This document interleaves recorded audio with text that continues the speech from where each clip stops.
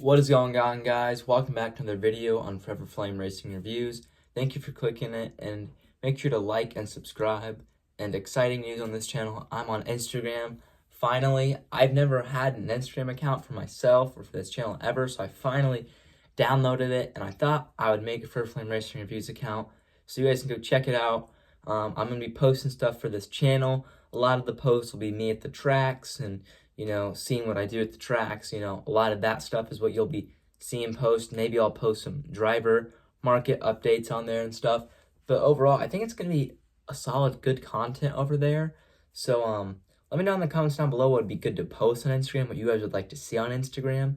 So, make sure to go check that out and follow it. Links down below. So, let's dive into what you clicked on this video for, and that is racing in the Olympics. So, first of all, I think we got to look at the main components. What kind of chassis we're using, what kind of engine are we using, and what tracks are we going at, and the cost. I said 3, but it's 4. So, chassis. I think the chassis is the easiest part of this. I think that's Dallara.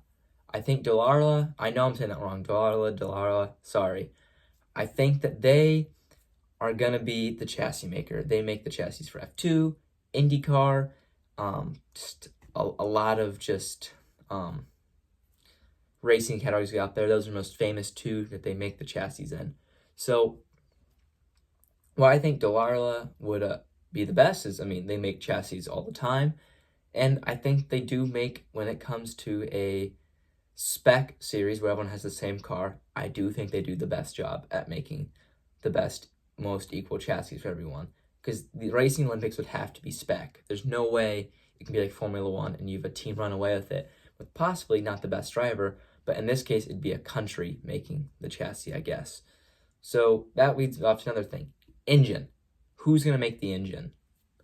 See, I think you can think of Mercedes, a Ferrari, a Honda, a Chevy, a Toyota, a Porsche, but I don't think that you can truly get only one, because there's going to be a lot of cars. That's one thing I want to talk about next, is how many cars will there be. So I would say that you're probably looking at 5 or 6 different manufacturers here to actually run this, which would be a lot. And now the cost. There's no way Dallara is going to donate all these chassis. I just don't see that. So I think the teams or the countries will have to pay Dallara and the engine, and that's expensive by itself. So where do we race at? Well, this year, they're in Paris, so I'd say you have to race at tracks in France. You could think of Paul Ricard or Le Mans. I think those would be the 2 tracks you would use, if not more. The nice thing about Paul Ricard is you could make so many different track layouts on it that you could really do 3 or 4 races there and have your last race at Le Mans, if that's what you wanted to do. And another thing is, what would the cars look like? I would say it'd have to be a single-seater. It has to be just a traditional single-seater. I would say it has to look more like a IndyCar or a Formula 2 car. I think it'd have to look something like that, in my opinion. For this to work, it'd have to be a spec series. Now, how many teams or countries would be represented? Well, could you do I don't know how many countries are represented, because I think there's going to be a lot, because you're going to have your United States, your Mexico, your probably Canada, your Brazil, all your European countries, you might even get some Middle East countries. So I'm saying you're looking at 30 countries doing this, probably.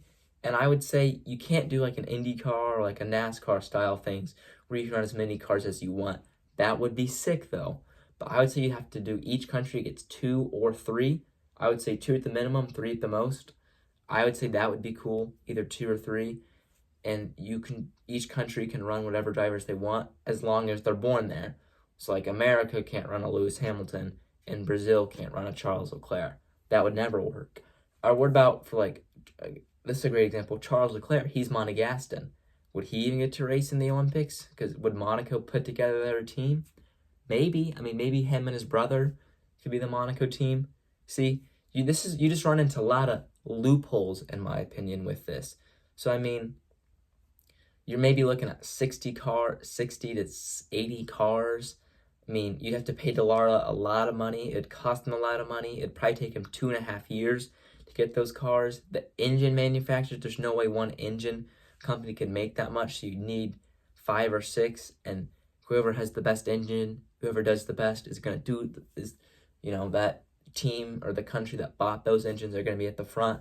So I don't think you're ever truly going to get a fair spec series, which is what sucks about racing, because you're never going to get to know who the best driver in the world is. And that's just the reality of it, because you're never truly going to get equal cars. I mean, even team cars are different. You think Max Verstappen and Sergio Perez had the same car at Red Bull? No, they don't. There's no way. I just don't see a world where a professional driver can be that much quicker than his teammate. That goes for a lot of teams. Like, that's just an example. So how could you get that in the Olympics? And then what tracks they could race at? I would say this year in France, you could do Paul Ricard. You could do the traditional layout and then a different layout, and then maybe you could do 3 different layouts at Pole, and then you go to the final race, could be at Le Mans.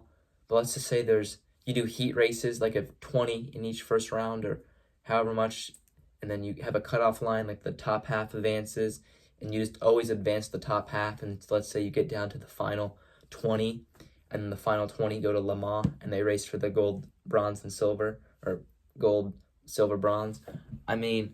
That would be the only way I could see doing it, but I just don't see a way that you could get Dallara to make that many chassis. I think you'd have to have 2 companies, and I just don't like that.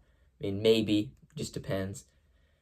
Too many engines. I don't know how many engines they would get, and I don't see how you could race at all those tracks. I just don't see how it would work, because you have to take a break from your Formula One, from your IndyCar, from your NASCAR, from your endurance championships. Just the whole racing world would have to stop for 3 weeks for the Olympic racing, or maybe they get it done faster. So I just don't think it's very possible for it to work in the Olympics. I don't think it, unfortunately, will ever be an Olympic sport. Although it is cool to think about, I just think it's too unrealistic. So let me know down in the comments down below if you think that racing should be an Olympic sport. And also, just an interesting one, if you do race in the Olympics, should you have ovals? Because, you have to race on every track, right? You could do a Grand Prix, a street, and an oval. I don't know. Let me know down below what kind of track they should race on, who would make the chassis, and what the engines would be, and how would it get paid for. Let me know down below what you think, and see ya.